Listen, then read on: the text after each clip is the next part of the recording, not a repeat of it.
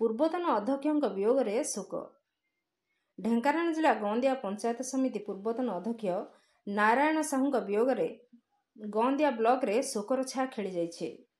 ତାଙ୍କର ଦେହାନ୍ତ ଖବର ପାଇ ପୂର୍ବତନ ବିଧାୟକ ନବୀନ ନନ୍ଦ, ପୂର୍ବତନ ଗଅଁଦିଆ ବ୍ଲକ ଅଧ୍ୟକ୍ଷ ମଳୟ କୁମାର ସିଂ, ଗୀତାଞ୍ଜଳି ଭୂୟାଁ, ବ୍ଲକ ବିଜେଡି ସଭାପତି ବିଶ୍ୱନାଥ ଜେନା, ପୂର୍ବତନ ବ୍ଲକ ଅଧ୍ୟକ୍ଷ ଅକ୍ଷୟ କୁମାର ମହାନ୍ତି, ଗଅଁଦିଆ ଗ୍ରାମ ପଞ୍ଚାୟତର ପୂର୍ବତନ ସରପଞ୍ଚ ମଙ୍ଗରାଜ ବାରିକ, ପୌରକୋଚ ସରପଞ୍ଚ ରତିକାନ୍ତ ସାହୁ, ଢେଙ୍କାନାଳ ସାଂସଦଙ୍କ ବ୍ଲକ ପ୍ରତିନିଧି ଲଳିତ କୁମାର ଦାସ, ପୂର୍ବତନ ଜିଲ୍ଲା ପରିଷଦ ସଭ୍ୟ ସଜଲେନ୍ଦ୍ର ଜେନା, ପ୍ରଦୀପ କୁମାର ଦାସ, ନିଜର ସାନ ଭାଇ ତଥା ପୂର୍ବତନ ସରପଞ୍ଚ ତାପସ କୁମାର ସାହୁ, ପ୍ରଦୀପ୍ତ କୁମାର ଭୂୟାଁଙ୍କ ସମେତ ଶତାଧିକ ଜନସାଧାରଣ ଉପସ୍ଥିତ ରହି ତାଙ୍କର ଶେଷ ଦର୍ଶନ କରିଥିଲେ।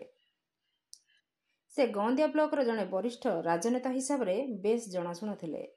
1997 ମସିହାରେ ସେ ଗଅଁଦିଆ ପଞ୍ଚାୟତ ସମିତିର ଅଧ୍ୟକ୍ଷ ଭାବରେ କାର୍ଯ୍ୟ କରିଥିଲେ। ସେ ଗଅଁଦିଆ ବ୍ଲକର ବରିଷ୍ଠ ସ୍ୱାଧୀନତା ସଂଗ୍ରାମୀ ସ୍ୱର୍ଗତ ଶ୍ରୀଧର ସାହୁଙ୍କ ପୁତ୍ର ଅଟନ୍ତି। ଆଜି ସକାଳ ସମୟରେ ନିଜର ବାସସ୍ଥାନ ଜାରକାଠାରେ ଶେଷ ନିଶ୍ୱାସ ତ୍ୟାଗ କରିଥିଲେ। ସେ କିଛି ଦିନ ଧରି ଅସୁସ୍ଥ ଥିଲେ। ପ୍ରଥମେ ତାଙ୍କର ପାର୍ଥିବ ଶରୀରକୁ ନିଜର ପୈତୃକ ବାସଭବନ ଜନ୍ମସ୍ଥାନ ନିହଲ ପ୍ରସାଦକୁ ଅଣାଯାଇ ପରିକ୍ରମା କରାଯାଇ ଅନ୍ତିମ ସଂସ୍କାର କରାଯାଇଥିଲା। ଢେଙ୍କାନାଳରୁ ସୌମ୍ୟରଞ୍ଜନ ମହାନ୍ତିଙ୍କ ରିପୋର୍ଟ, ନାଗରାଜ ନ୍ୟୁଜ୍।